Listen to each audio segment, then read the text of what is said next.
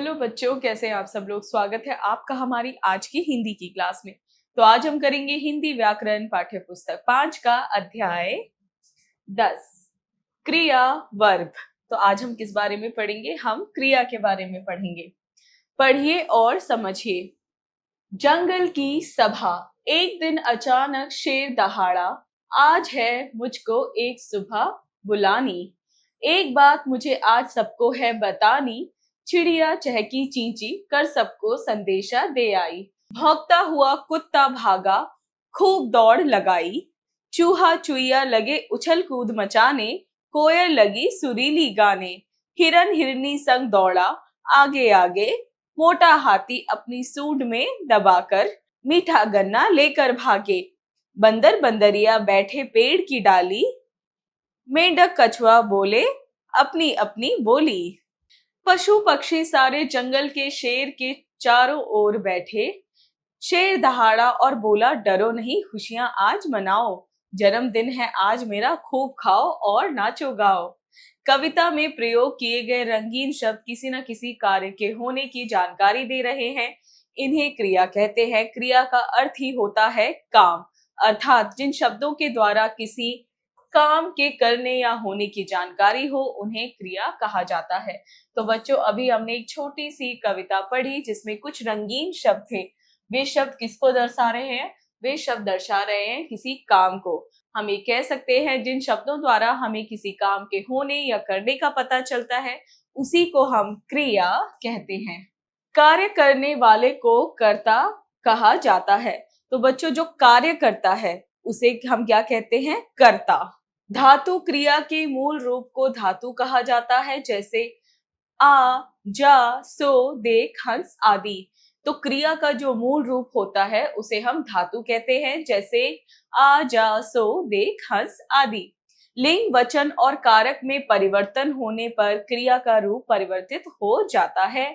जैसे लिंग परिवर्तित होने पर लड़का बैट से खेल रहा है, लड़की बैट से खेल रही है। वचन परिवर्तित होने पर लड़का लिख रहा है, लड़के लिख रहे हैं। कारक परिवर्तित होने पर विनीत ने लेख लिखा, विनीत लेख लिख रहा है। तो बच्चों, हमने क्या जाना? अगर लिंग, वचन और कारक में परिवर्तन होता है तो क्रिया में भी परिवर्तन होता है। क्रिया के दो भेद होते हैं, सकर्मक क्रिया, अकर्मक क्रिया। क्रिया सकर्मक क्रिया और अकर्मक क्रिया। सकर्मक क्रिया, जिन वाक्यों में क्रिया के साथ कर्म का भी प्रयोग होता है उस क्रिया को सकर्मक क्रिया कहते हैं। जैसे इन वाक्यों में, चिड़िया दाना चुग रही है, सुरेश चित्र बना रहा है। तो बच्चों, हमने ये जो वाक्य पढ़े इसमें हमारा कर्म है दाना और चित्र, और क्रिया है हमारी चुग रही है और बना रहा है।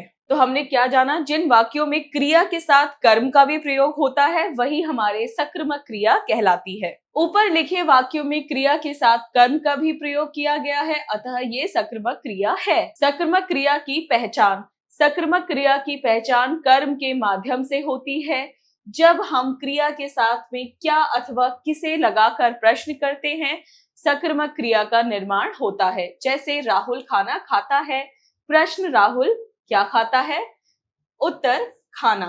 बच्चों, हम सकर्मक क्रिया की पहचान जो है एक और तरीके से कर सकते हैं, वो है अगर हम प्रश्न पूछे क्या और किसे, अगर हमें जवाब मिलता है तो वो सकर्मक क्रिया है। जैसे हमने देखा राहुल खाना खाता है, तो अगर हम प्रश्न करते हैं राहुल क्या खाता है, तो राहुल खाना खाता है, हमारे पास उत्तर है, इसलिए ये सकर्मक क्रिया है।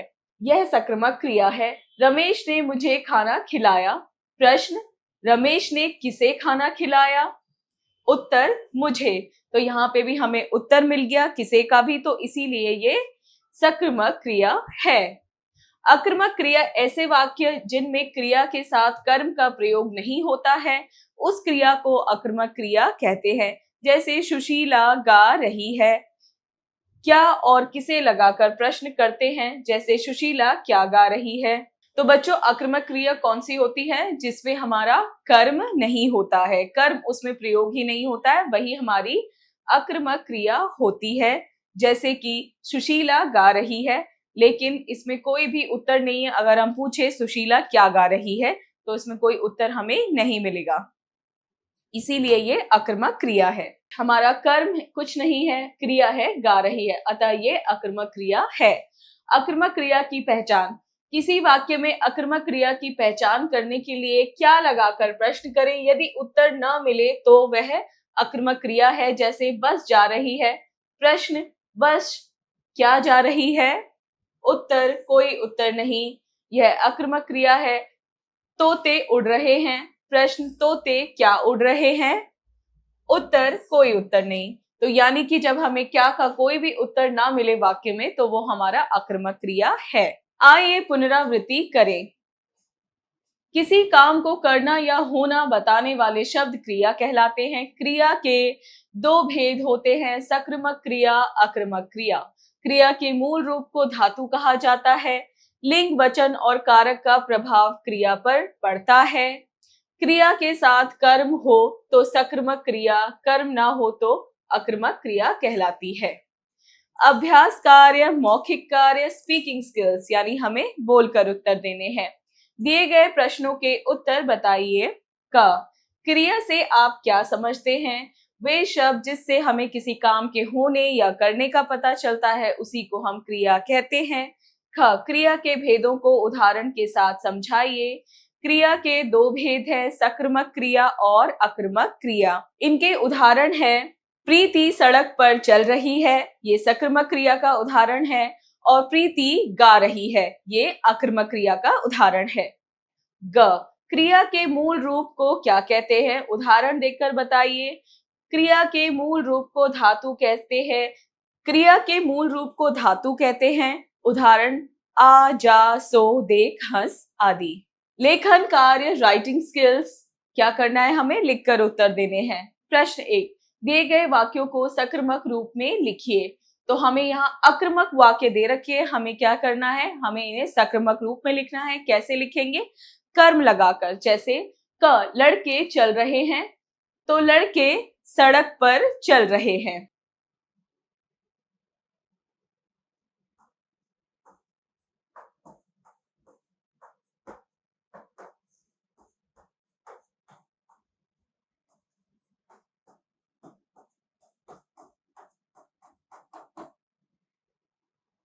ख, रितिका गा रही है, रितिका गाना गा रही है।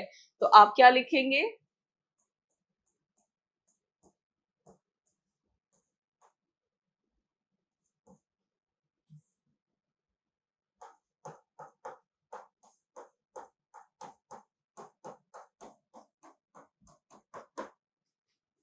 ग, राहुल खेल रहा है, राहुल फुटबॉल खेल रहा है। घ, विदुषी चल रही है, विदुषी फुटपाथ पर चल रही है। ड़, छोटा बच्चा रो रहा है, छोटा बच्चा जोर जोर से रो रहा है। तो बच्चों इस तरह से आप क्या करेंगे? इन वाक्यों को लिखेंगे। प्रश्न 2, दिए गए वाक्यों में क्रिया शब्द ढूंढिए और उनके भेद भी लिखिए। तो बच्चों आपको क्या करना है? आपको वाक्य पढ़ने हैं, क्रिया शब्द ढूंढने हैं और उनके भेद लिखने हैं। जैसे क, सुनिधि विद्यालय जा रही है, तो इसमें क्या है? तो जा रही है हमारा क्या है? हमारी क्रिया है, और ये हमारा कौन सा भेद है क्रिया का? ये है आक्रामक भेद। तो इसी तरह बच्चों ख, नर्स ने मरीज को दवाई दी, तो दवाई दी हमारा क्या है? हमारा है ये क्रिया, और किसको दी है? मरीज को। तो इसमें हमें करता है, तो हम लोग क्या लिखेंगे? सक्रिमक क्रिया। तो इसी तरह बच्चों आप बाकी के भी वाक्य पढ़ेंगे और करेंगे।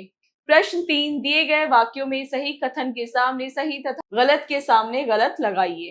क, क्रिया का सामान्य रूप धातु कहलाता है, गलत। ख, लड़का साइकिल चला रहा है, सक्रिमक क्रिया है, सही। ग, क्रिया के 4 भेद होते हैं, गलत। ख, मैंने पत्र लिखा में पत्र क्रिया है, गलत। प्रश्न 4, दिए गए वाक्यों में से क्रियाएं छांटकर लिखिए। तो हमें वाक्य दे रखे हैं, हमें क्रियाएं छांटकर लिखनी है। जैसे राहुल सो रहा है, तो सो रहा है हमारा क्रिया है, आप लिखेंगे उसको यहाँ पे। गीतिका खेल चुकी है, तो खेल चुकी है हमारा क्या है, क्रिया है। लड़के कसरत कर रहे हैं, कसरत कर रहे हैं हमारा क्रिया है, तो आप इसको यहाँ लिख देंगे। सुमन फिल्म देखने जा रही है, देखने जा रही है। दौड़ प्रतियोगिता में मनु प्रथम आएगा, तो प्रथम आएगा। सोचें विचारें, क्रिटिकल थिंकिंग। प्रश्न 5, किसी कार्य के होने या करने को क्रिया कहा जाता है। कुछ कार्य किए जाते हैं जो आप करते हैं और कुछ कार्य स्वयं होते हैं। कुछ ऐसे कार्यों को सोचकर बताइए जो परोपकार हेतु किए जाते हैं। तो बच्चों, कुछ कार्य ऐसे होते हैं जो व्यक्ति खुद करता है, लेकिन कुछ कार्य ऐसे होते हैं जो अपने आप ही होते हैं, जैसे बरसात होना या फिर तेज आंधी आना। ये सारे काम क्या है, अपने आप होते हैं। तो आपको क्या बताना है, कुछ ऐसे कार्य बताने हैं जो परोपकार हेतु होते हैं, यानी कि लोगों की मदद के लिए होते हैं। आप सोचेंगे और लिखेंगे। खेल खेल में ब्रेनस्टॉर्मिंग एक्टिविटी। प्रश्न 6, आपके द्वारा प्रतिदिन किए जाने वाले कार्यों की सूची बनाइए और उस सूची में से ऐसे कार्यों को रेखांकित कीजिए जिससे भविष्य में नुकसान होने की उम्मीद ज्यादा है। इस प्रकार के कार्यों को ना दोहराते हुए कुछ कार्यों को अपनी जीवन शैली में अपनाइए। तो बच्चों, आप हर रोज जो काम करते हो अपनी जीवन शैली में, आप उनकी लिस्ट बनाएंगे और लिस्ट बनाकर आप उन कार्यों को बहुत ध्यान से पढ़ेंगे और देखेंगे ऐसे कौन से कार्य हैं जो भविष्य में आकर आपके लिए नुकसानदायक होंगे, और उनको आप रेखांकित करेंगे और साथ में आप ऐसे कार्यों को अपनी सूची में ऐड ऑन करेंगे जिससे आपको आगे चलकर फायदा होगा। प्रेरणादायक मूल्य। कर्म ही असली पूजा है, अतः हमें अपना काम पूरी ईमानदारी से करना चाहिए। तो बच्चों, हम कोई भी काम करें, कुछ भी करते हैं, उसमें पूरी ईमानदारी के साथ हमें काम करना चाहिए। इसी के साथ बच्चों, आपका ये पाठ हुआ पूरा। मिलते हैं अगली क्लास में।